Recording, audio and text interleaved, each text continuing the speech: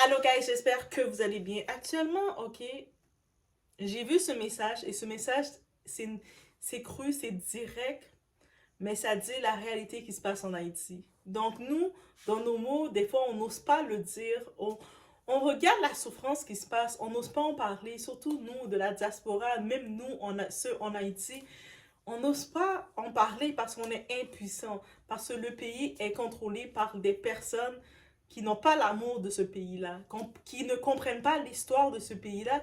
Et il y a une femme, une Miss Haïti 2017, je pense, c'est 2017, Cassandra Chéri, qui a pris ses réseaux et qui est devenue de façon activiste, qui a été une voix que on l'a tout en l'intérieur de nous quand on pense à qu'est-ce qui se passe en Haïti. Donc, on est chez la Doha, It's About Everything, et je vous laisse aller sans perdre d'instant.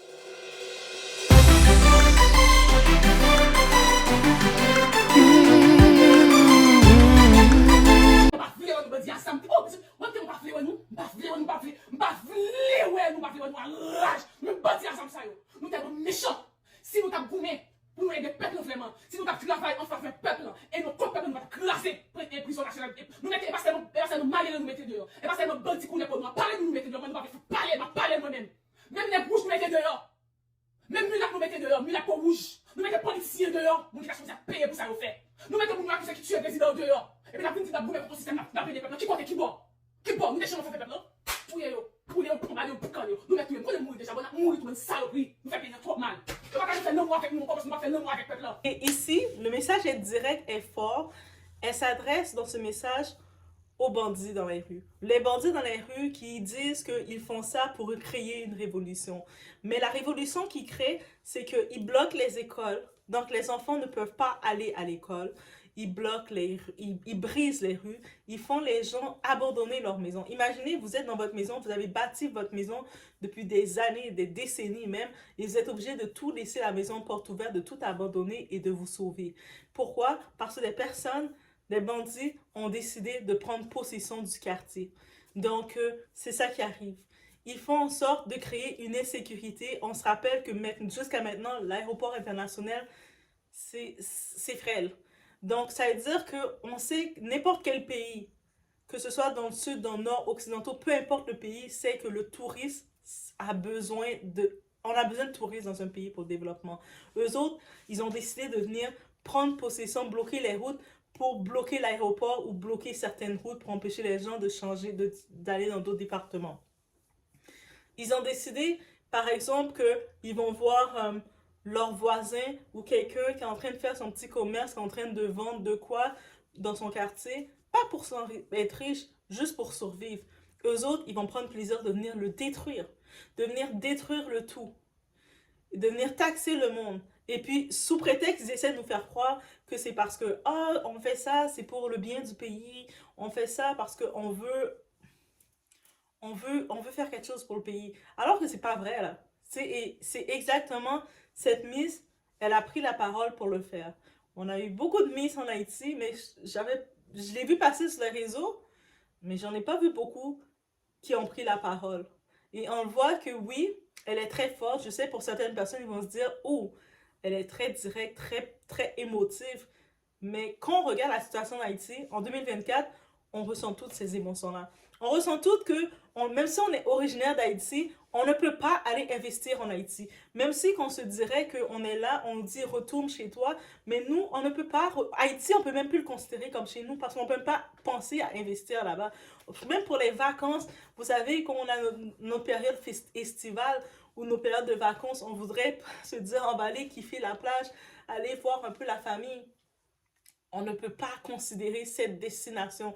On est obligé d'aller ailleurs, d'aller en République dominicaine, qui sont civilisés, qui sont patriotistes, qui sont le côté sécurité. On est obligé d'aller à Cuba, on est obligé d'aller au Mexique, on est obligé d'aller un peu partout ailleurs qu'on ne peut pas considérer d'aller en Haïti. Pas parce qu'on ne veut pas y aller, c'est parce qu'on nous bloque l'accès. On ne peut pas considérer d'aller dans un pays qui n'a pas de sécurité. Même si on serait là en train de travailler à longueur d'année, On travaille à longueur d'année, on est surtaxé, on paye des taxes. Même si on voudrait avoir un projet, de dire, ah, j'ai des visions, j'aimerais ça créer telle entreprise en Haïti qui peut générer du travail. Tu ne peux pas le faire. Pourquoi? Parce que même si tu vas créer une entreprise qui peut générer du travail dans le pays, qu'est-ce qu'ils vont faire eux autres? Ils vont venir détruire le tout par méchanceté parce que les autres ne veulent rien faire. Est-ce que vous vous rendez compte? Mais c'est réellement cette réalité qu'on a. C'est-à-dire que là, on regarde, on sait que il y a les gens du Kenya qui arrivent, il y a d'autres personnes, les Américains qui prennent le contrôle, il y a le Canada qui prend le contrôle, un peu tout partout, les pays occidentaux, ils prennent le contrôle. Mais pourquoi à la base, c'est d'autres pays qui viennent prendre le contrôle en Haïti? C'est parce qu'ils voient on n'y arrive pas. Le peuple souffre à cause des bandits. Le peuple souffre. On souffre des enfants. On dit l'éducation, c'est la base. La première chose qui bloque, c'est l'éducation des enfants. C'est-à-dire que déjà là, ils veulent briser l'espoir, le rêve des enfants. Donc, quand vous voyez ça, vous dites, on regarde la Cibelle. Le 18 mai, c'était la fête du drapeau. J'ai vu plein de monde fêter, prendre leur drapeau. J'avais pas le cœur de le faire. Je dis, qu'est-ce que vous fêtez? On fête quoi? On fête quel drapeau? Qu'est-ce qu'on fait alors que même les gens en Haïti, leur seul rêve, leur seule ambition pour une partie, c'est de quitter ce pays-là. Il y en a même qui disent, ah moi, je dois quitter là. Je dois partir de là. Il n'y a aucun espoir ici. Qu'est-ce que tu fais? Et c'est une réalité aussi. C'est tellement triste, mais en même temps, on commence à s'y habituer. C'est-à-dire qu'on est là on fait nos enfants. On ne peut même pas envisager que nos enfants vont pouvoir venir sur cette terre-là. Malgré qu'il y a une si belle histoire brisée, détruite. Et on a beau à vouloir accuser tout le monde. Oh, c'est la faute de la dette. Il arriverait maintenant que la France décide de prendre l'argent de la dette, de le mettre dans ce pays. Il n'y a pas de gouvernement pour gérer l'argent. Il n'y a rien du tout. Où est-ce que vous pensez que l'argent va aller? On se rappelle, il y a quelques temps de ça, il y a le Petro-Caribé. Venezuela avait fait un prêt à Haïti de beaucoup d'argent. Il a fait ça à beaucoup de pays. Beaucoup de pays en ont profité pour construire, investir dans les hôpitaux, investir dans les écoles, l'éducation, investir dans les routes. L'argent en Haïti, avec les gouvernements, les personnes qui ont été choisies, qui étaient là, qu'est-ce qu'ils ont fait? Ils ont investi dans leur poche aussi. Donc, ça veut dire que vous pensez que tout l'argent de la dette, vous dites que c'est la solution, il vient dans les poches maintenant d'Haïti. Pensez-vous réellement qu'on va construire quelque chose alors que maintenant, la diaspora qui a encore la compassion pour leur famille sur place, qui prennent l'argent qu'ils envoient, même si ta famille, tu prendrais de l'argent pour dire à ta famille, voici, essaie de faire une petite entreprise à n'importe quel moment. Quand je dis entreprise, on ne parle pas de richesse d'entreprise, juste d'essayer de vendre de quoi pour essayer de survivre. Vous savez quoi? Il y a quand même quelqu'un quelque part qui peut décider par méchanceté de venir détruire tout ça parce qu'ils veulent voir le monde au plus bas. C'est tellement cette frustration qu'il y a. C'est-à-dire qu'on est presque rendu à se dire qu'on doit chercher notre pays d'adoption. Honnêtement, quand j'ai vu la nouvelle que le Bénin, j'espère que d'autres pays en Afrique vont suivre cet exemple-là, mais quand j'ai vu la nouvelle que le Bénin, ils sont prêts à nous donner aux Afro-descendants une nationalité, j'ai fait un bing, bing, bing, j'ai mis le drapeau du Bénin derrière mon nom. Parce que je me suis dit, s'il faut que j'adopte un nouveau pays qui devient mon pays d'origine, je le fais. Parce que c'est tellement... c'est pas possible qu'on est dans les pays au Canada, aux États-Unis, en France, des pays difficiles, des pays qu'à longueur de journée qu'on entend, mais « Ah, t'es de quelle origine? C'est où chez vous? » Des fois, du bon vont dire « Retourne chez vous. » Mais on peut pas retourner chez nous. On peut même pas, déjà les avions ne peuvent même pas aller là, ils ont annulé les vols. Peut-être ils disent reprendre, mais les routes sont encore compliquées parce que les bandits, des fois ils peuvent se lever et décider de bloquer les routes. Donc là, on peut même pas considérer se dire que, ah, moi je travaille dur, j'ai des augmentations, j'aimerais ça acheter un terrain et commencer à bâtir une villa là-bas. On peut pas le faire. Alors que je vois, en vrai, mes frères africains, nos cousins africains, mes frères et sœurs africaines, je suis jalouse de vous. Je suis jalouse de voir que vous êtes capable de, pendant que vous travaillez, de mettre vos projets, de réaliser vos projets, de faire vos cantines, de faire vos trucs pour pouvoir acheter vos terrains, acheter vos parcelles. pendant que vous êtes en train de galérer, mais vous savez en vrai que vous avez votre villa qui est en train de se construire. Je suis jalouse de vous de voir que vous êtes capable vous avez quand même un pays qui est pas parfait. Aucun pays est parfait, mais vous avez quand même un pied à terre de vous dire que, ah, je viens de bâtir une villa, je suis en train de construire, j'ai 2 hôtels là-bas. Je viens de construire mes 2 hôtels. Et puis l'argent qui rentre. On ne peut pas faire ça ici. Oui, vous allez me dire, ah, mais Doha, il y a plusieurs départements. Mais la capitale est détruite. La capitale d'un pays est détruite. L'aéroport général est là. Est détruite. Quand j'ai vu dans les nouvelles qu'ils s'étaient attaqués à l'hôpital général, j'ai fait, c'est tout sauf une révolution pour nous. C'est une révolution pour nous détruire, nous faire du mal. Et on est tellement bon pour se faire du mal s'entre-déchirer comme ça. Donc oui, en effet, son message est très dur, très choquant. Mais quand je l'ai écouté, c'est ça qu'on a au fond de nous. C'est cette frustration qu'on a au fond de nous. C'est pour ça que je peux même pas en vouloir. J'ai parlé récemment à plusieurs personnes qui sont originaires d'Haïti. Il y en a plusieurs de différents types d'âges qui m'ont dit une chose. J'abandonne. C'est tellement triste de se rendre à dire j'abandonne. Alors que notre histoire, on devait avoir la plus belle histoire, avoir la plus belle fierté. Mais encore une fois, pour comprendre cette histoire et la fierté de cette histoire, il faut partager cette histoire. Si tu ne partages pas l'histoire, tu n'as pas la culture de chercher à comprendre l'histoire, comment tu peux être fier de quelque chose que tu ne comprends pas, tu ne maîtrises pas?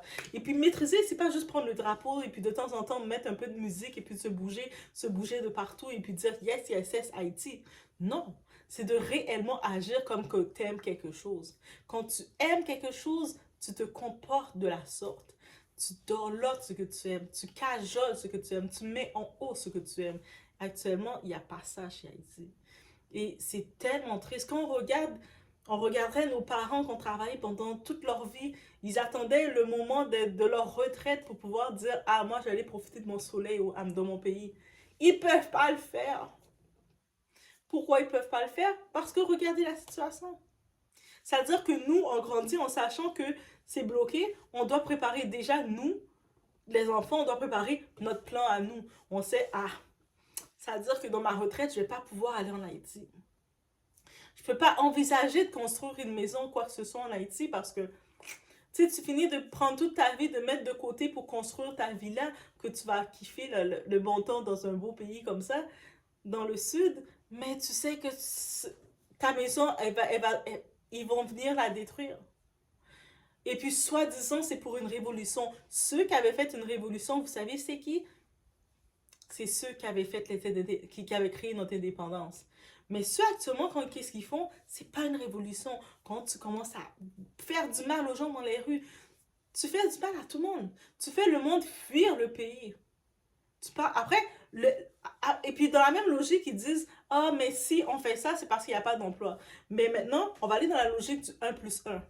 Si vous créez un facteur d'insécurité, si à la moindre occasion, un pays démocratique, on fait de la manifestation, si lors de n'importe quel moment de manifestation, au lieu de juste manifester de façon passive, la première chose qui vous vient à l'esprit, c'est de détruire les boutiques, les magasins des gens. C'est-à-dire que les fournisseurs, les investisseurs, qu'est-ce que vous pensez qu'ils vont faire? Ils vont arrêter d'investir chez vous. Si les investisseurs n'investissent plus chez vous, qu'est-ce qui arrive? Il n'y a plus d'emploi. Donc maintenant, quand vous retrouvez que vous n'avez pas d'emploi parce que les investisseurs, ils n'investissent plus, ben, tout ça, c'est votre faute.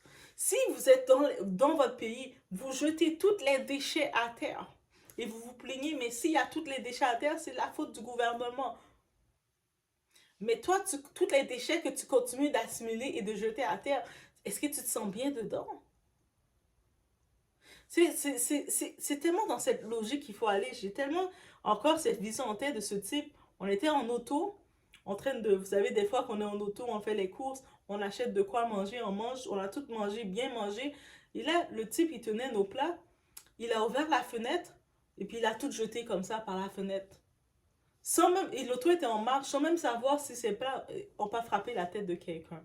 Et une des personnes qui était là qui a dit « Hey, toi, tu fais ça comme ça, mais tu serais dans un pays comme États-Unis, tout ça, t'aurais pas osé faire ça parce qu'il t'aurait donné une amende. Et puis, ah, mais là, tout le monde jette leurs déchets. Et puis, il disait ça d'une façon comme, je sais pas quelle, là, tout le monde le fait, pourquoi je peux en faire? C'est pas parce que tout le monde le fait que ça te justifie.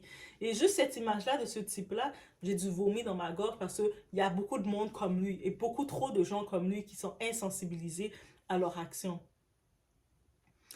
Oui, qui sont insensibilisés, qui n'ont pas de sensibilité à leur action. Et puis, c'est beau de dire, oui, c'est sûr que on n'a pas un bon on n'a pas un bon gouvernement. Ok, vous accusez le gouvernement, mais toi, comme personne, comme citoyen, c'est quoi que tu fais? C'est quoi tes responsabilités comme citoyen? Ah, ben moi, là, moi, je peux rien faire parce qu'il n'y a pas d'emploi. Oui, il n'y a pas d'emploi, mais au-delà de ça, c'est quoi que tu peux générer? C'est quoi la solution au-delà de ça? Non, on veut pas de solution, on veut juste se plaindre et chercher une porte de sortie. Ah, moi, si je suis au Canada, ça va être différent. Moi, si je suis aux États-Unis, ça va être différent. Moi, si je suis tel endroit, ça va être différent. Mais tu restes dans le pays là et tu fous rien. C'est ça qu'on a, c'est cet état-là qu'on a. Et puis je me dis, ces ancêtres-là qui ont fait la guerre pour nous, là, qui ont fait notre indépendance, si ils sont là en train de regarder, ils doivent se regretter. Moi, je suis certaine, en ce moment, ils regrettent continuellement. Ils se disent, attends, nous, on a fait toute cette indépendance-là, on a fait tous les sacrifices de la terre qu'on a fait, et puis c'est ça qui nous donne ces petits-enfants. C'est quoi qu'ils n'ont pas compris? On s'est battu pour la terre pour se retrouver que maintenant, c'est les autres grands pays, justement, dont la France, qu'on s'était battu, qui se sont battus contre, qui sont obligés de venir avoir la sympathie pour essayer de nous gérer. Parce que entre nous, on se détruit. Et puis après, c'est même bandits pour dire non, si on fait ça, c'est parce qu'on est solidaire. C'est parce qu'on veut créer une révolution. De quelle révolution vous parlez? Si vous regardez l'histoire, ce que vous faites, ça fait même pas du sens. Si vous prenez un temps de regarder l'histoire à essayer de vous dire que, attends, on a réclamé que telle personne s'en va, il est parti. Et puis en plus, la réclamation, c'est ça. Si telle personne s'en va, on va se calmer. C'est juste ça qu'on veut. La personne s'en va. Il démissionne. Il a officiellement dit, ok, je démissionne, je le laisse. Non, non, non, non. Maintenant, on veut que lui aussi s'en va. Ok. Le monde a commencé à quitter, à déserter. Ah, mais il continue. Ah, mais là, on bloque l'aéroport. Pardon? Et puis quand maintenant il y a des décisions drastiques qui viennent qu'ils veulent complètement détruire tout un quartier. Détruire, éliminer tout un quartier. El Salvador l'en fait. Le président d'El Salvador, je lui donne mon cœur. Il a réglé son problème, il est allé dans une solution. Il y a un problème, on trouve une solution. Là, ils disent, oh mais non, vous ne pouvez pas détruire tout un quartier, il y a des innocents. Non, il n'y a plus d'innocents dans ce quartier-là. On détruit tout, on recommence. Si ton bras est pourri, la gangrène, et puis c'est, au lieu de laisser tout ton corps se contaminer, mais vaut éliminer ton bras. On est rendu à penser comme ça. On peut même plus penser, on est rendu, ça c'est ceux qu'on pense, on a encore l'espoir pour ce pays-là, parce qu'il y a encore de la vie. Mais beaucoup de gens n'ont plus d'espoir pour le pays. Beaucoup de gens regardent les pays d'adoption qu'on va aller là. Le pays de ma retraite. Moi, je suis en train de me dire, c'est où mon pays de retraite? Actuellement, je pense que je regarde Guatemala, mais là, le Bénin m'ont quand même fait de l'œil parce qu'ils m'ont dit qu'ils me reconnaissent. Je suis en train de regarder le Bénin aussi. Mais honnêtement, on commence tout à regarder notre pays d'adoption. Quel pays qui me dise, ok, qui me donne ma reconnaissance pour que je puisse commencer avec mon argent, mes économies, dire, j'achète une parcelle. Et suite à la parcelle, je dis, ok, je commence à construire, à mettre la fondation.